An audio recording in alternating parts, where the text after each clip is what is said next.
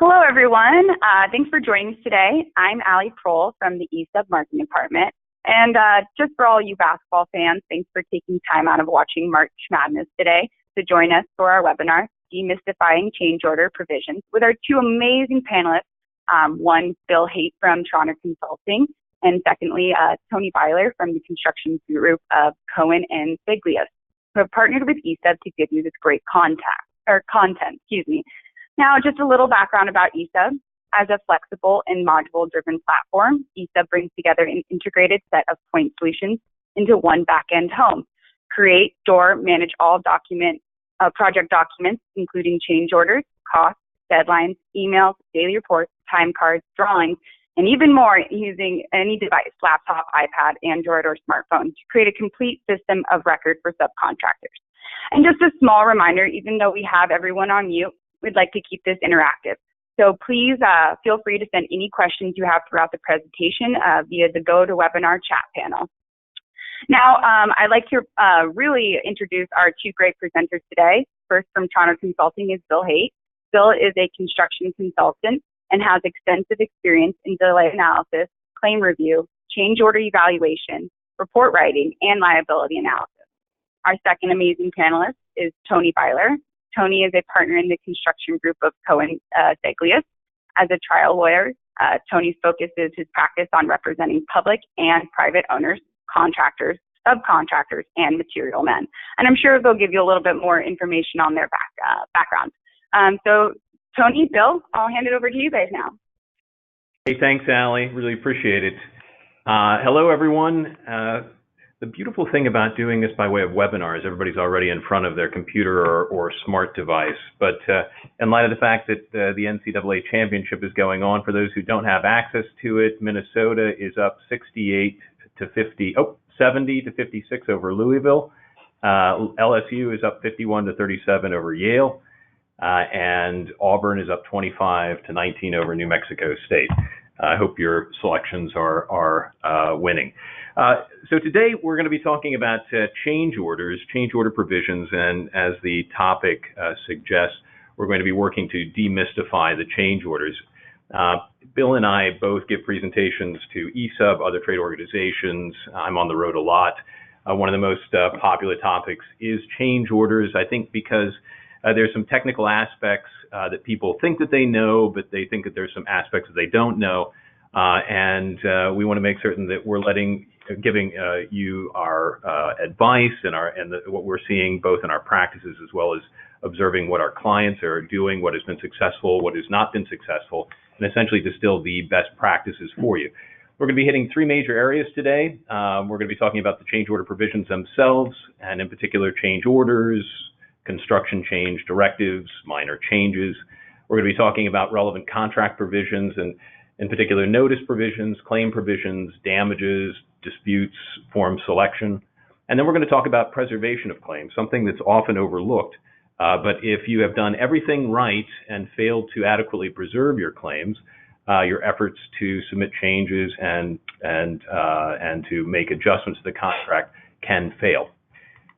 So let's talk about change order provisions. We're going to start with the first section. Now, one of the things that I often do when I'm discussing this with a group, which in live version, which is a bit more interactive, is I will ask them to give me off the top of their head what the component parts are of a change order. And I do this for a number of reasons. It's because I think that there are some aspects of change orders that people assume that they know about or are sufficient, but we end up always directing them back to the contract. And the question for that is why? And it's because no one contract is used in the industry. There are multiple forms of contracts, and even though the AIA form contracts are often used just as frequently, if not more frequently, there are custom form contracts, and AIA contracts can be adjusted and modified as necessary. But there are usually commonalities, and when there's an issue, we will always direct you, or you should always think, go back and read the contract. If you happen to have an AIA form contract, which I'm just pulling up a slide, you will see in this instance, this is the standard general terms and conditions to an owner general contract. It's essentially the industry standard. This section 721 identifies the component parts. And this is a pretty good background because change orders are often defined in this format. But they include some very important things that sometimes people overlook, such as it has to be in writing. Now, we all know we're doing work on a project. You've got your customer that comes over and says, hey, I need you to do some work over here. I know it's not in your contract. We're going to create a change order. I want you to do that. I want you to start doing that now. Technically, that is not a change order because, especially if you have an AIA form contract, you need to have an instrument that is written to evidence what is being changed. So let's talk about the components. You need something in writing. It needs to be signed by, in this instance, the owner, the contract, and the architect. Again, this is a prime contract form between owner and general contractor. Your contract may say that it just needs to be signed by your customer and you, or your customer, you, and the architect. It can be any combination of things. Whatever it says, those are the required criteria for an enforceable change order. The document also has to identify the change in the work. It has to identify the adjustment in terms of dollars or contract sum, and it has to identify an adjustment in the contract time. If there's no identification of dollars or no identification of contract time and you enter into a change order, technically you get zero in both. So these are very standard components, and it's always important to not overlook the issue of time. I can't tell you how many times, and Bill is nodding at me across the table, people forget to ask for time, and that's one of the biggest mistakes, especially in schedule-related delays that you could or schedule-related issues that you could possibly do. Right, absolutely. So, one of the things that we see countless times on projects, and again, one of the things we focus on at Schroner is quantification of delay, of using the schedules to demonstrate delay. But one of the things we see time and time again is this situation where it might be a difficult change order to resolve, has some sort of time impact to it, and the owner and the contractor go, okay, well, you know what, we can get to a dollars, right, agreement. We can agree on how much this is going to cost, but the time component is kind of uncertain, and we'll just kick the can down the road. And the contractor executes the change order. The change order says 0 days for that particular scope of work. There's no reservation of rights that time is going to be resolved later. And then when there does come to be a dispute on that particular change order, the owner will hold that change order up and say, you didn't request any time here. We agreed to the amount, and that was, full compensation for that work. So as Tony mentioned, we always try to drive home, especially with your, when you're looking at your change order provisions and you're about to execute that change order, be very sure if you need time that you're asking for it and you're resolving it when you resolve the cost. Yeah, couldn't have said it better. So you're going to find yourself in a situation where you believe that your customer is asking you to perform work outside of your contract scope. And you're going to believe that based on the requests that you get from your customer or from an engineer on site or from an owner's representative, or you're going to come to that conclusion on your own. So what do you do with these requirements in mind? Well, best practices, which is the next slide that we're looking at, suggest that you do the following. First of all, you need to notify, and we say here the owner. By the way, whenever you see owner, think customer. We realize that sometimes you will have a contract directly with the owner and you'll be prime. Many times you will be a subcontractor and it will be with a GC or another subcontractor or a CM. When you see owner, think customer. So the first thing that you need to do is you need to notify your customer in writing of the change condition. And it's best practices to send a change order request to your customer. Followed by, and this is an awesome one, wait for a signed change order, right? Now, how I say it's awesome, I'm being facetious. This is best practice. And why is it best practice? Because you'll remember on the previous slide, in order to have an enforceable change order that modifies your contract, that entitles you to a greater amount of money and time, it has to be signed, and it has to be signed by all of the people that your contract requires. So with that in mind, technically, the law says you have to wait until you get a signed change order. Now, we all know, we're not new to the industry, that you're going to get a request on a daily basis. And the request is always going to be, you know what, I need you to do that now. It's critical to what's going on. I've got people waiting. We need you to do it. We'll follow up with you. Please start the work. All right. So we know that that is the reality of the industry. The nice thing to know is that technically you don't have to do the extra work until such time as you have a signed change order.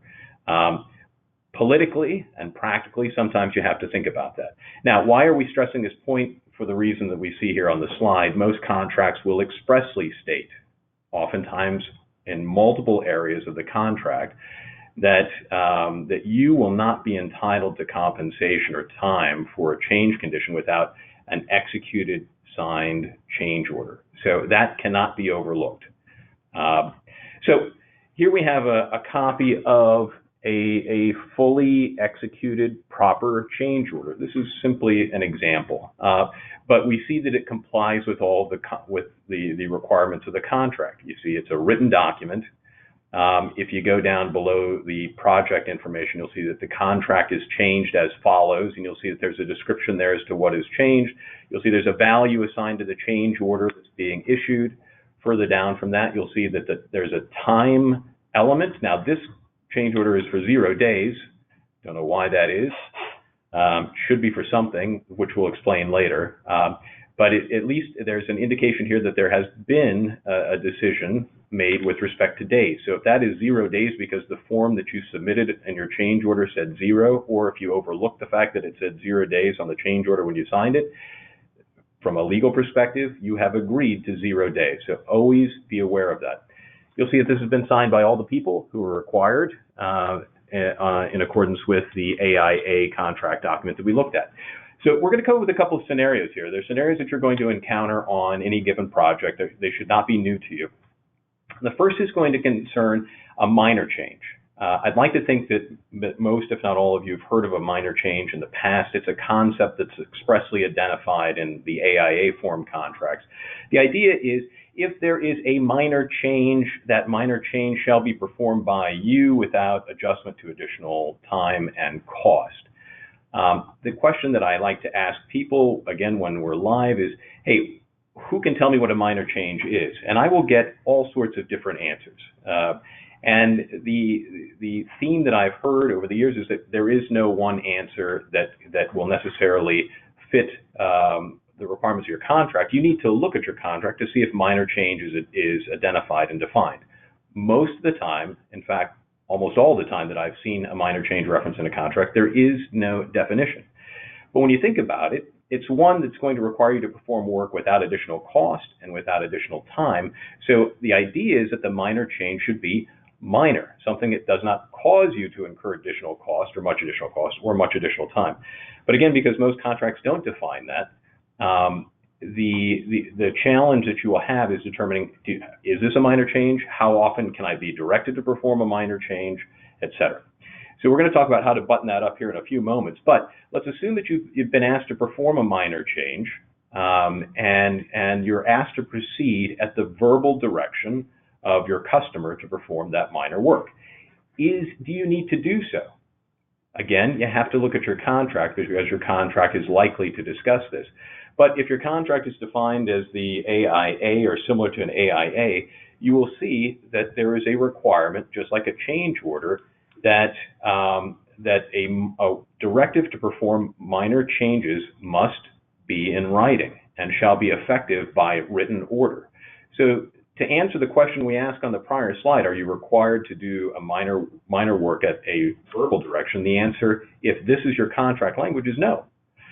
Again, it's incumbent upon you to follow up and request written directive. And in fact, it's best practices. If you're asked to do something for free, you should say, all right, send me something in writing so that I can consider it. Now, from a practical perspective, what I always suggest to my clients, and this has to happen at the negotiation phase of any contract, is that you actually specify in your contract what a minor change consists of. And we provided some best practice tips here. My suggestion is in that section of the contract, you define it and say minor changes shall not exceed, and you'll see I've got $1 and a blank value. You have to plug that value in. individually or collectively. And why do I say you need to plug that value in? Because if you're doing a $5 million project, minor work might be something up to $10,000, $15,000, whatever. But if you're doing a $50,000 contract, that's way too much. So you need to plug in a value of $500 or $1,000. Again, this is a suggestion, but if you don't do this, you're going to end up in disputes with your customer over whether you have to do something for free or not. And again, demand, as we've pointed out here, a written directive if you're asked to perform a minor work.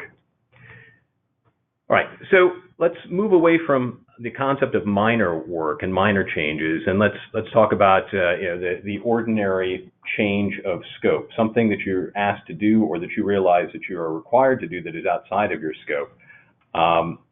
The question then is, what if the owner requires you to immediately begin the change work, saying that we don't have time to execute a full change order? This is just the scenario you're going to encounter probably more often than not.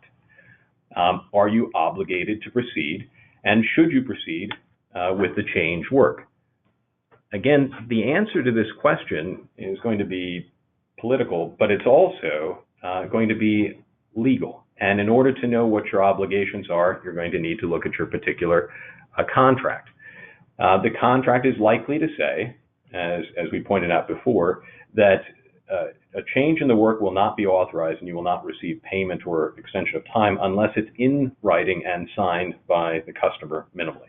That's what 10 out of 10 contract provisions will say that you're looking at.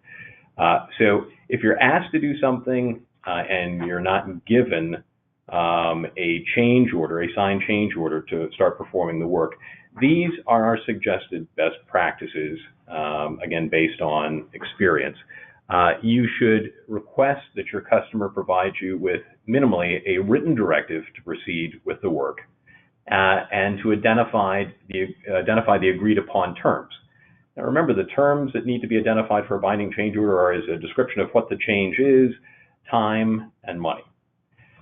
So those should be, you should ask your customer, minimally send me an email, send me a letter telling me to do the work and addressing those issues. If your customer does not do that, the next best thing is for you to send a written communication either by email or a letter confirming the terms that you discussed with them. If you discuss what the extra work is, it should be identified by you. If it was a fixed price, you should discuss the fixed price, or if it was going to be done on T&M or unit pricing, that should be discussed. And again, you need to reserve your right to time, or if you know what it's going to take you, you got to ask for that time. And then follow that up as quickly as possible with a change order request that reflects what it is that you've discussed in your communications.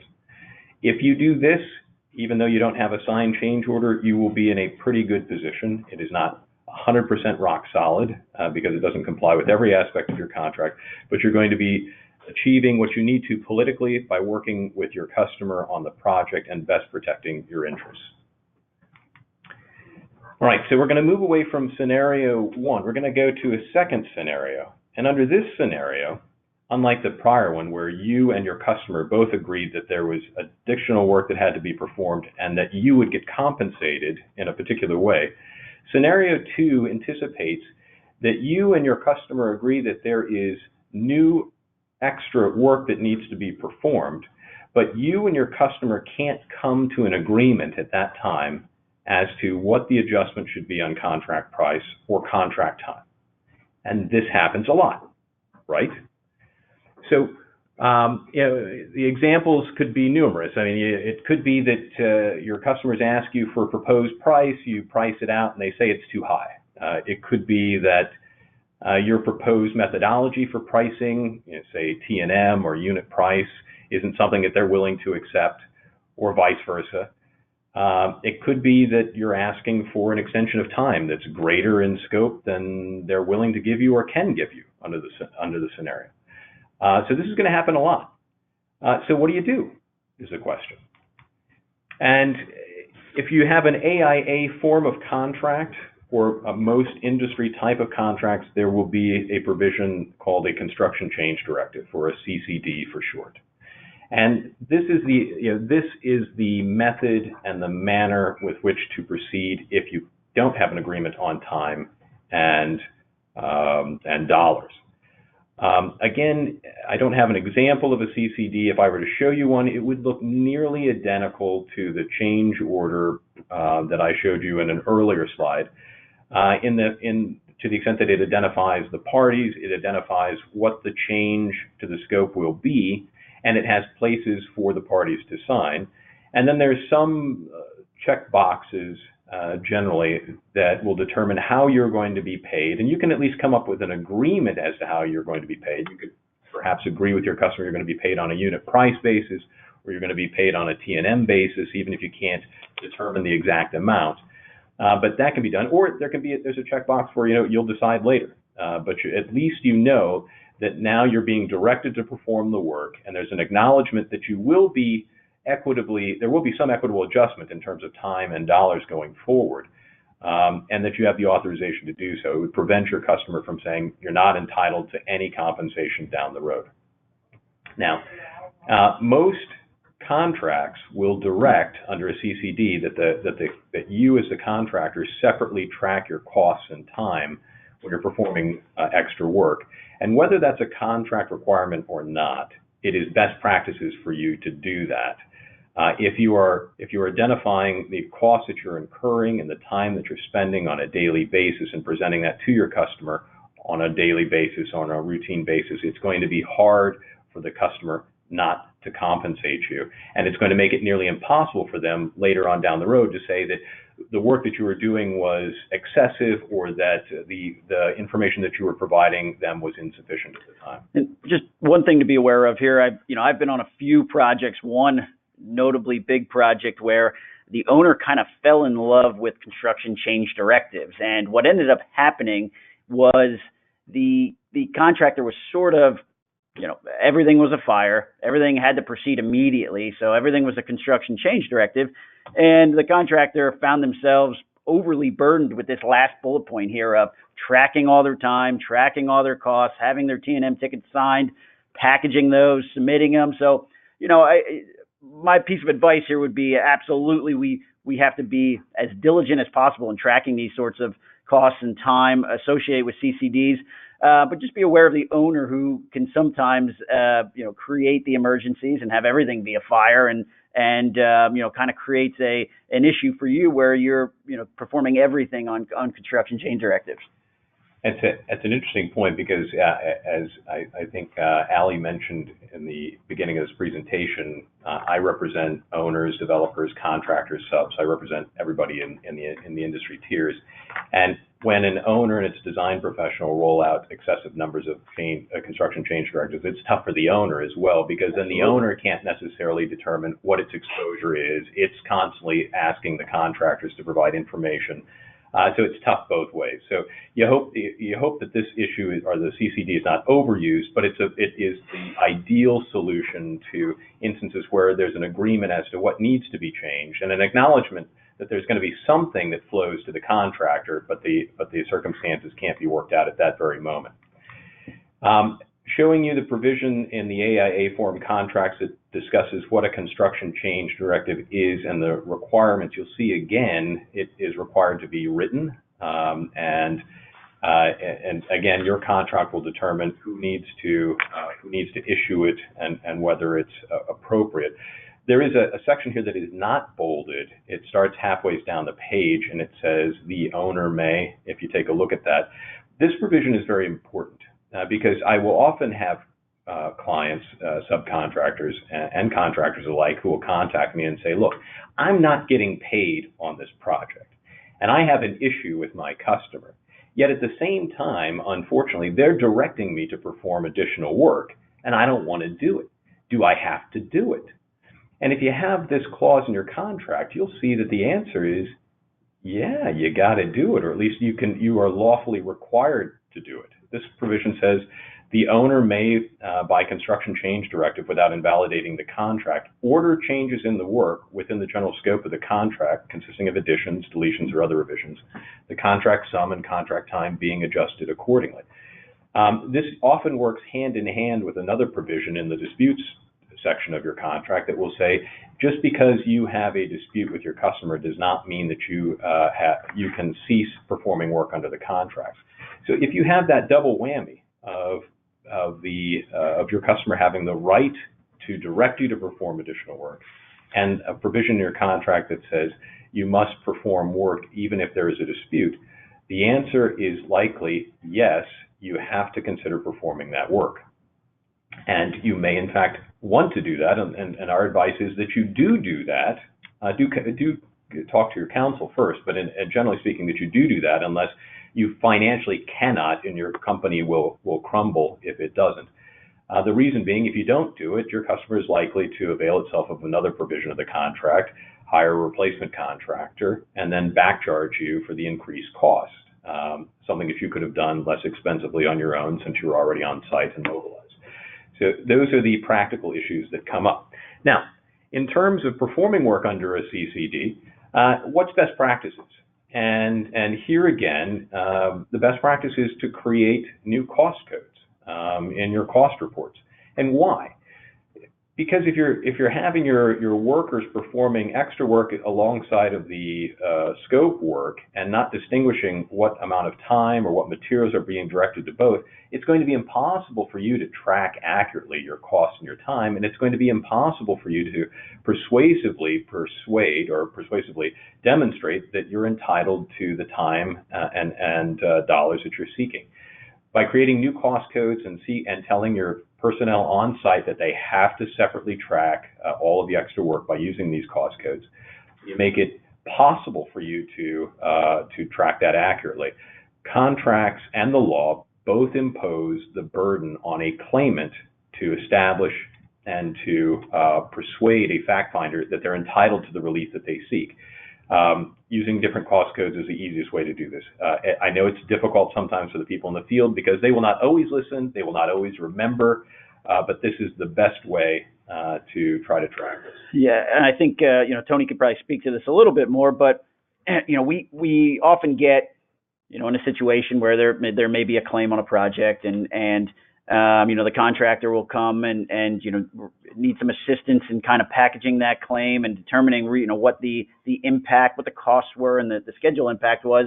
But if they haven't done this piece of it, and they haven't really kind of identified separately what these impacts are, they end up putting together what looks like what we call a total cost claim or a total time claim, and for various reasons, both of those are one of the worst scenarios you want to be in if you're pursuing a claim. And just as Tony mentioned, you're required to sort of create this nexus between what the impact was and what did it cost you, or what did it cause on the schedule side as far as delay. Now, the last bullet point here about creating a placeholder in the schedule to track the impacted extra work. One of the reasons why I love this as a scheduler is, what we often see is an activity that in the schedule was in the baseline schedule and it's being updated, but you might see that activity grows, okay, and it's causing delay and it's taking longer than it's anticipated. When you go back and you're analyzing those schedules, it might be difficult to discern what exactly caused that activity to grow. And why did that particular activity not make expected progress? But if you have a placeholder in your schedule, as a third party now looking at these schedules can identify easily, okay, well, here's why that activity didn't make planned progress, and it's because of whatever that placeholder example may be. So that's a great practice for keeping track of time and delay related impacts in your project schedule. Yep. So not only let your scheduler know, but also let your back office understand that you're performing work on changes and that you've assigned cost codes. Work with them to assign the proper cost codes and make them aware of it so that they know to get these out to your customer. All right. Continuing with this scenario 2, again, we encourage you to look at your contract documents to ensure that when you're performing work under the CCD and you're providing information to your customer, that you're capturing all of the costs that you're entitled to under your contract. And that would include things like overhead and profit. And sometimes your contract will say you have a maximum O&P that you can charge as a subcontractor. you have to adhere to that, or you should adhere to that, because if you ask for more and then it's later found out that you've over asked, you can get an unfriendly adjustment, you can get a denial for those reasons. So determine if your contract allows you to submit for supervision costs, escalation costs, acceleration, overtime, premium time, those sorts of things. And if it does, if it says that you're entitled to it, make certain that you're including it. If it's silent, include them. It's easy. Also ensure that you're identifying all of the impacts from a scheduling perspective as well. Now, one of the things that we say here is the question, do you sign the CCD? There is usually a provision and language in the CCD itself or in your contract that says if the parties sign it, they agree to it. Our suggestion is there's usually no requirement that you sign a CCD so long as it's issued by your customer. Hold it, that's the backup, and then supply your cost and your time as you incur it. Now, if you are using a T&M ticket scenario, which is the most likely mechanism you will to track your daily labor costs on this extra as well as your material, best practice is have your foreman or your project manager or your superintendent who's there on a daily basis submit these for signature regularly, daily. And it's best practice to do this whether your contract requires it or not. Again, the idea is that if you have established a habit or a practice of presenting your daily timesheets and they are signed and returned to you, and you then submit them to your back office and they go along with the support that you're sending to your customer to get paid eventually, your customer will be prohibited from then challenging that. Now, I don't know if you guys have seen this. I see this a lot. A customer will submit a T&M and there's a stamp that's imposed on it and it just says this recognizes that we're only signing to verify that the work is performed and the material supplied, rather than saying this is an approval of payment. Do you care whether somebody uses that stamp as compared to signing what you probably have on your T&M sheet or should have on your T&M sheet, which says this is an acknowledgement of that you're due the payment in time? No, the answer is no, you really don't care. This is an acceptable practice and you're getting what you need so long as your customer's representative is signing the T&M ticket. Again, if they're signing it and they're not disputing the accuracy of the time that you're spending and the materials that were utilized, you're exactly where you need to be in terms of supplying adequate notice and an accounting of your costs going forward. All right, so we're now on to scenario 3, a third scenario. And the question here is, are you required to perform the disputed extra work while you're in the claims process? Now, a little bit ago, we kind of foreshadowed this issue coming up. And we're going to direct you right back to your contract again. If your contract is silent, you have the argument that you don't have to perform the work if you are in a dispute. You don't have to perform extra work if you are in a dispute.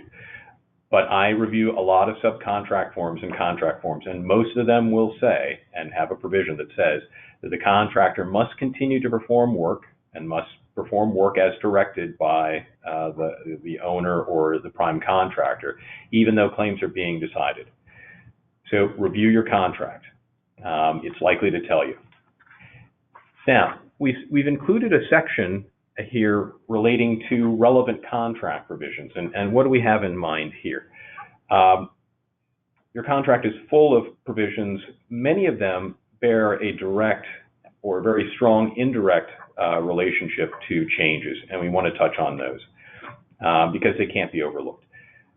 There will be numerous occasions throughout your contract that will talk about notice provisions. Notice that you must provide if you believe you've encountered conditions that change your work, if you are delayed, if you are accelerated, if you're looking for money, if you're looking for time. Whenever I pick up a contract, and it depends on the size of the contract in terms of dollars or the sophistication of the parties, it's not uncommon for me to find 10 to a dozen different notice provisions throughout the contract. So you have to read them, you have to know that they're there. Now, if you're performing work on public projects, I cannot overstress the importance of complying strictly with the notice provisions. There is a whole body of case law that public entities have the right to adhere and insist upon strict adherence to notice requirements, and that if that is not adhered to, they have the right to deny claims even if you legitimately incurred extra time and extra money to perform the extra work. The idea here is that public bodies are taxpayer money, and the courts have a duty to protect the taxpayer over contractors who are performing work. Right or wrong, that's what happens in the public context. In the private context, private construction, states vary, states' laws vary state to state. Most states have the concept that a contractor must comply with the notice requirements, but at the end of the day, the contractor may still be able to seek relief if there was notice that was provided and the lack of notice or the lack of timeliness of notice did not cause actual prejudice to your customer. So your contract might say you have to provide written notice that you have encountered a delaying event within 5 days of the delaying circumstances. The failure to do so will deny you the right to seek a recovery. In the public context, if you provide notice on the 6th day or a week later or a month later, you may be out. In the public context, the private context, the question will often turn to, did your notice prevent your customer from timely seeking a claim on your behalf? And what has to be remembered is your customer, if they are the GC or a CM or a superior subcontractor, has time requirements in their contract up the chain to pass along your claim. So if you do wait too long, and if you do avoid the notice requirements, you can prejudice your customer's ability to recover money for you and prevent a possible recovery. So know the notice provisions, follow them. These are some best practices tips when you're negotiating your contract. Always try to avoid notice provisions that require notice within a short period of time. I constantly see 24-hour notice, 48-hour notice, 36-hour notice. That's too short. It doesn't matter what the circumstances are. The best practice is always to negotiate by taking out the time frame and putting in reasonable time, the phrase reasonable time, or double the amount of time that's in the contract, or triple it. Change the provisions to favor you a bit more, to give you a fair chance at actually recognizing what's taken place, to allow your field people to convey that information back to the home office, and for you to make the notice that you need to under the contract. Avoid notice provisions that require you to identify the full amount of damages, whether it's time or dollars. I see every day the provision that if you're delayed, you have to submit a time impact analysis. And I know Bill will chuckle at this because a time impact analysis is a methodology of going in and observing the contract schedule and schedule updates and examining the various events that have taken place to determine who is responsible for each of the delays and to ascribe a value for each delay against the critical path. It takes time to develop. It takes dollars to develop. If you can avoid that, strike that time impact analysis issue out of your contract so you don't have that to have to deal with down the road. Now, if it's in your contract anyways, you're doing public work, then you just have to do the best that you can, even if it isn't time impact analysis. Provide some summary of how you're being delayed and promise to provide them with additional information down the road as necessary. Know what the prime contract requires. That's what I mentioned a few moments ago. You need to know how much time your customer has to provide notice and what they need to submit up the chain on your behalf. Best practices is at the time that you are entering into negotiations to perform work with your customer, ask them to provide you with a copy of the prime contract, even if that means going out to their trailer on site and taking pictures of the prime contract. Get it. And also ask for a copy of all bonds at that point in time, because if you don't get bonds at that point in time, you're never going to get them later. Ask for both. You'll get them sometimes, and that's better than getting them never. All right, so another provision that often will impact directly the recovery of changes is pay when paid and pay if paid. That goes well beyond the scope of this presentation to distinguish. Know that many states enforce pay if paid clauses, which means if your customer doesn't get paid, they have no legal obligation to pay you. That is the case in Pennsylvania, New Jersey, as examples. Other states say pay if paid clauses are void as to public policy and will not enforce them. Such states include Delaware and New York. With respect to periodic payments, I believe that New York recognizes pay if paid on final retention payments. But know your state laws. And why? That's because even if you do everything that you need to do and you scrupulously adhere to the change order requirements, submit everything, if your customer has a pay if paid clause with you and you performed all this extra work, you may still not get paid at the end of the day if they don't get paid. So know that. Why am I bringing this up? If you have a state, if you're performing work in a state that has pay if paid provisions, you need to negotiate those like crazy to the fullest extent that you can, because those will become the number one issue if you're not getting paid on any project, extra work or scope work. Right. Many states, well, all states have laws either affirmatively or there is no law that's been developed regarding no damage for delay clauses. Here the idea is that if you are delayed, if there's a provision in your contract that has a no damage for delay clause, it says if you are delayed, your only recovery against your customer is an extension of time and no dollars. These clauses are generally enforceable in most states. However, most states have developed common law rights that allow you, that recognize certain exceptions. If your customer directly interferes with your work and causes the delay, they can't stand behind a no damage for delay clause. If the delay is longer than you anticipated, again, that's usually an exception that state laws recognize. Why are we bringing this up? Because as a best practice, always ask for dollars, always ask for time. And it doesn't matter whether there's a no damage for delay clause or not. It gives you and your counsel and the people in your office the opportunity to argue your right to recover the greatest amount of damages and relief, regardless of what your contract says expressly. So we're getting to some extension provisions. I'm going to let Bill discuss this. So, one of the pieces, we've harped on this a few times now. You're resolving your costs. You're resolving your time at the same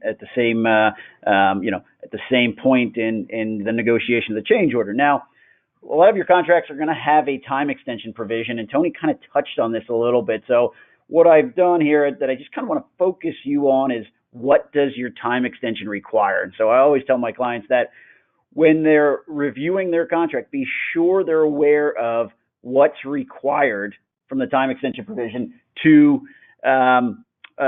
make sure that they maintain any sort of rights they have to increase time. Now, when you look at this particular time extension provision, not all of us are attorneys like Tony. So there's a lot of words here. It can be very confusing. So what I like to tell people is, when you read these sorts of provisions, you really want to boil them down to what are the most important pieces of this, right? So if I go through this time extension provision, what does it really require? The engineer will extend the contract completion date, right? So this is what I'm looking for, right? How can I get an extension of my contract completion date? Well, they will do so only if an excusable delay extends the scheduled late finish date.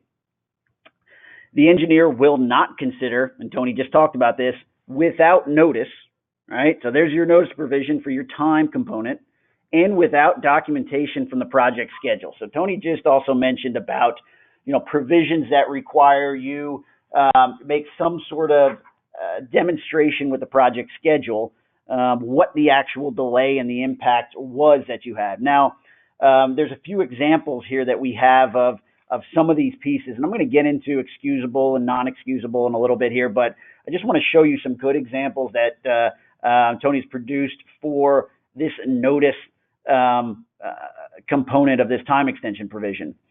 And just to put this in context, I'm often asked by my clients, how much detail do I need to provide my customer if I'm trying to establish a delay or acceleration or inefficiency claim?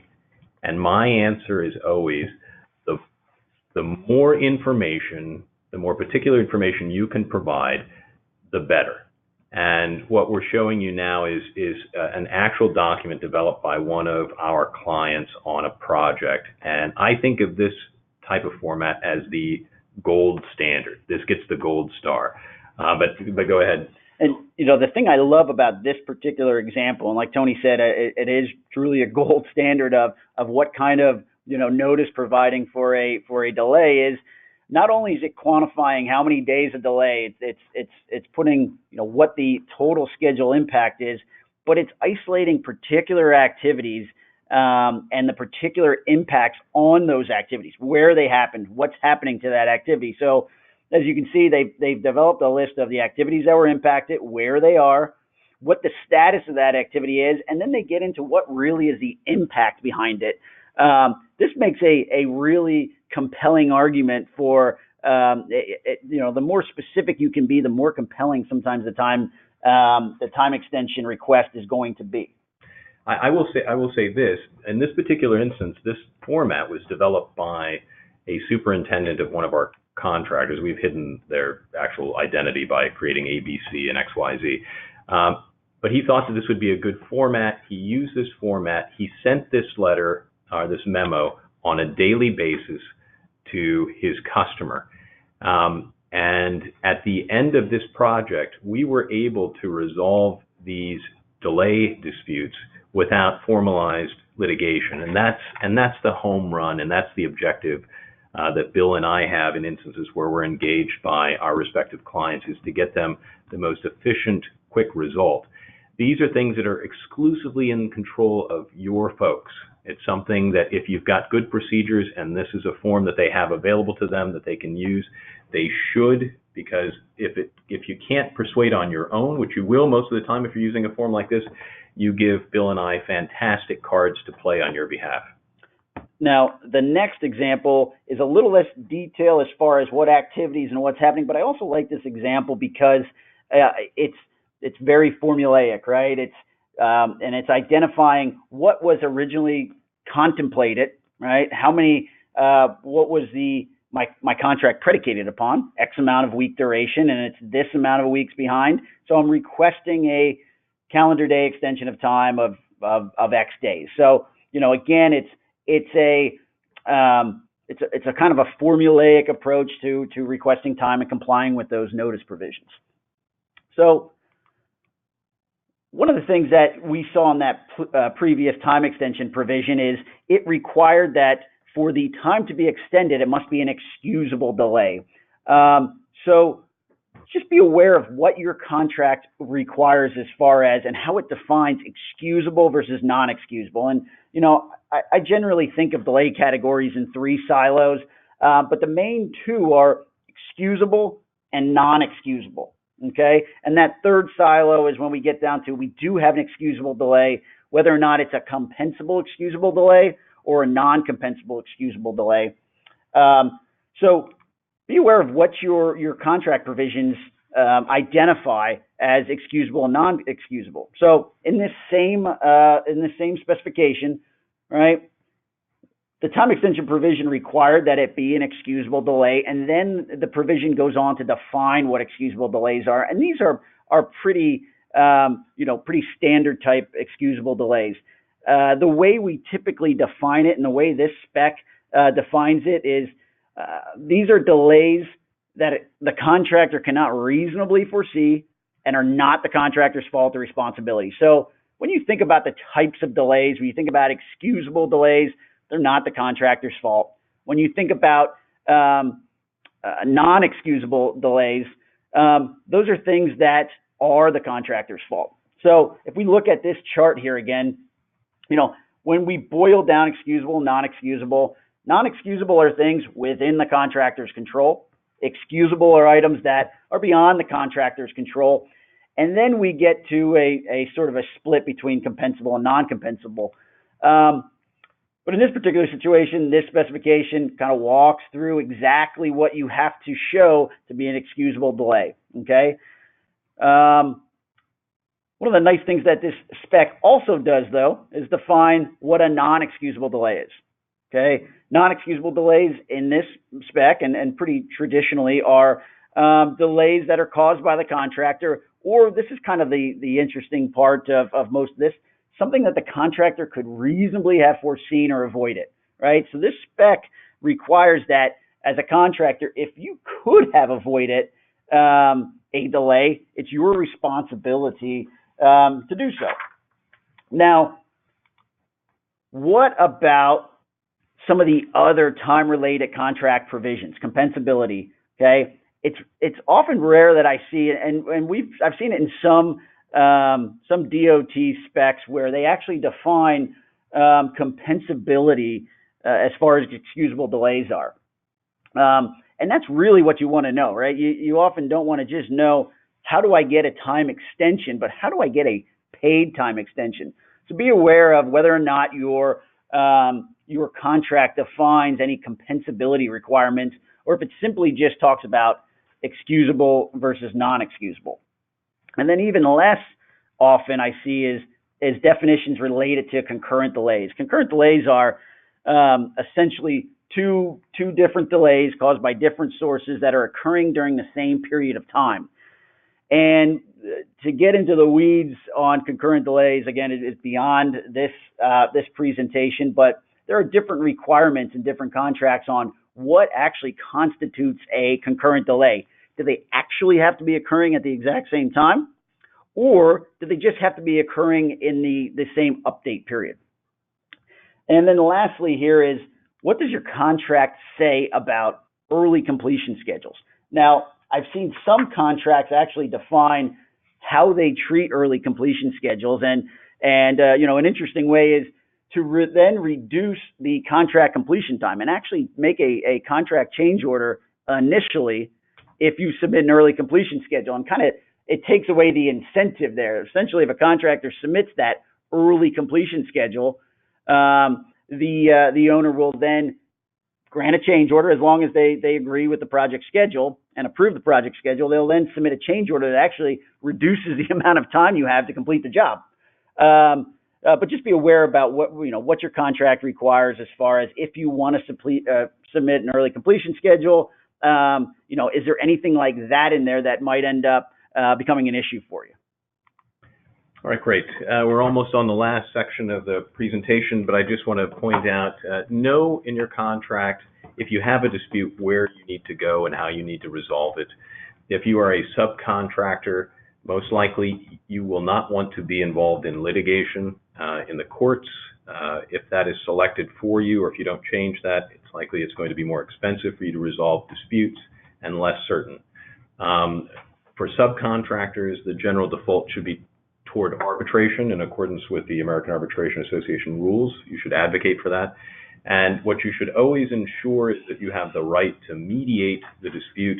Mediations happen quickly, fastly, without full discovery. It's a way to involve your counsel and scheduling experts like Bill to help you in an informal way resolve the dispute inexpensively before having to go through the cost of arbitration or litigation.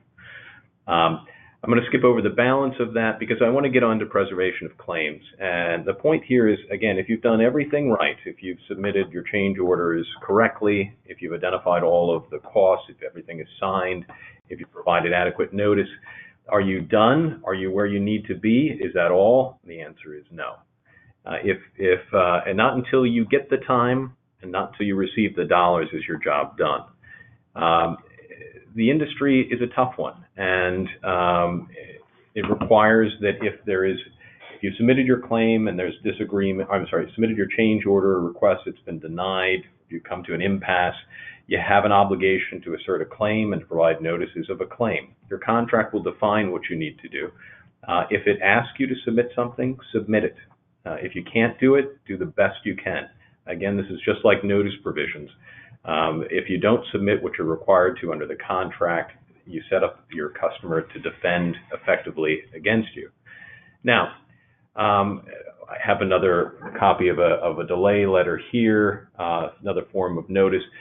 This could have been inserted earlier. The nice thing is that there is some language here in the third. I know it's squeezed, compressed language, but in the third line down, there's at least a nice provision that says, while we have no desire to become adversarial, we recognize the need to adhere to the provisions in the contract, and we're providing you with information. So that type of language can be used by you even when you're submitting a claim to your customer, letting them know you're simply adhering to the provisions of your contract, not trying to make issues for them. However, most contracts are written in favor of your customer up the chain. It's not designed to give you a fair deal as a subcontractor. You will have many, many instances, and you will be given opportunities, whether you know it or not, to waive your rights consistently throughout the project. You have to be aware of these, and they sneak up in a number of places. They sneak up in, let me just go back, in change orders themselves. Change orders are agreements. So again, remember in that instance that we showed earlier where there was 0 days? If you sign that, you're going to get 0 days. And if you intended to or not, the argument's going to be you agreed to it in writing. There was that was discussed, whether it was or not, and that's what you're getting. You need to be aware of partial releases. These accompany nearly every pay application, nearly every contract that I see. And most people look at them and they see the word partial release and they think, oh, this is good. I'm not giving up all my rights. Yeah, you probably are giving up all your rights. The fact that it says partial release is just a reference not to what it is that you're giving up, but that it's a partial release in terms of it addresses what you're giving up in response to the partial payment you are receiving. You have to read those provisions very carefully, and we will show you why in a moment, because in most instances, these partial releases will waive all of your claim rights from the beginning of time to the time that you submit your pay application. So if you have claims that have not been resolved, if you have change order requests that were denied that are still at issue, those technically are out the door. And you have to reserve your rights in order to persuade or to preserve them. Here's just an example of a partial release and lien claim, and you'll see in red the language that I'm referring to. A partial release of all claims arising from labor and materials furnished, including but not limited to any claims arising from delay, interference, inefficiency, acceleration, or other impacts incurred by the undersigned on the project from the beginning of time to the date of this release. That is comprehensive. Sign it, and your claims and those issues go away. And not only do they go away with respect to your customer, to the extent that you had a project where you had lien rights or bond rights, this particular provision, release provision, says they are gone too. So do not sign these as a matter of course. If you don't agree with them, if you have claims, if you have changes that have been rejected that you are clinging to, you have to provide a written statement in the partial waiver itself that says, quote, I do not waive, and I specifically reserve all claims for additional compensation and additional time for work performed for, and then you got to fill in the information. And you have to provide as much detail as would be necessary for a judge or an arbitrator to later say, oh, I understand what it is that you're reserving, and I understand why you're reserving this. Now, if you've written letters in the past, you can identify your letters as identified in my letters dated blah, blah, blah, or as I've identified in my writings, leading up to this point in time relating to delays. Something that provides that information. Now, what's going to happen? Is your customer going to accept that sort of carve out in this periodic release? No. I'd say 9 times out of 10, but actually it's 99 times out of 100 or 999 times out of 100. 9 out of 1,000 that these are going to be rejected. Are you done? No.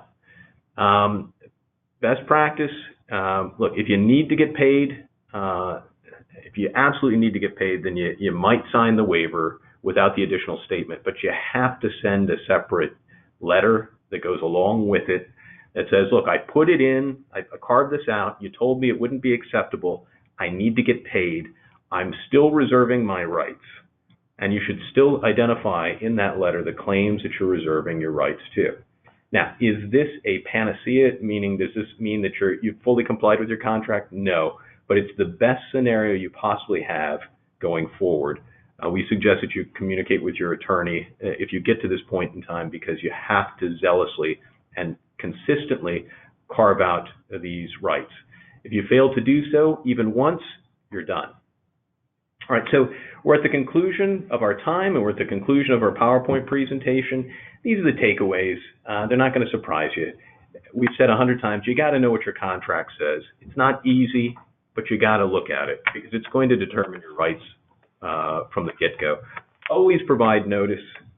in writing, even if it's not specifically required in your contract, because it's going to allow you to persuade a fact finder that you did everything you possibly could to get recovery for your time and money. Resolve time and money at the same time. Don't forget time. Never, ever, ever forget time. Put in a placeholder if you need to. Say, we'll figure out what it is going forward, but we're entitled to additional time. And be aware of the release language and expressly carve out your claims and extra work exceptions and change orders and releases to preserve them so you don't give them up.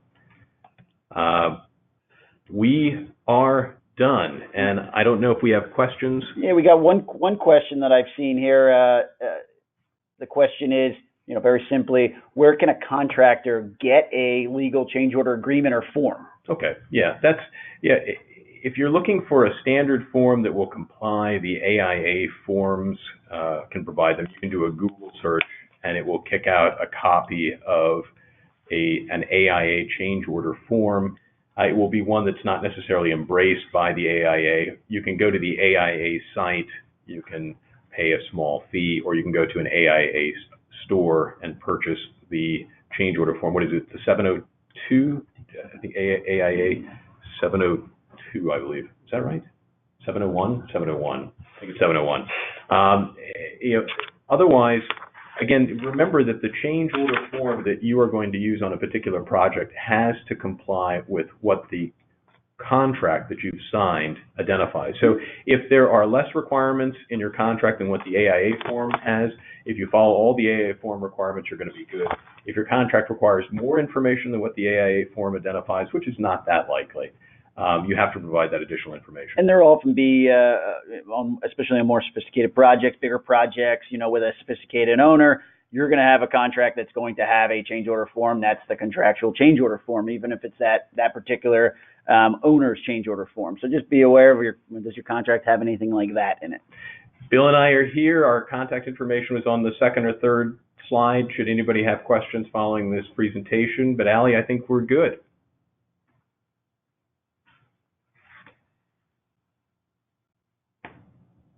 And Allie may not be there anymore. All right, folks.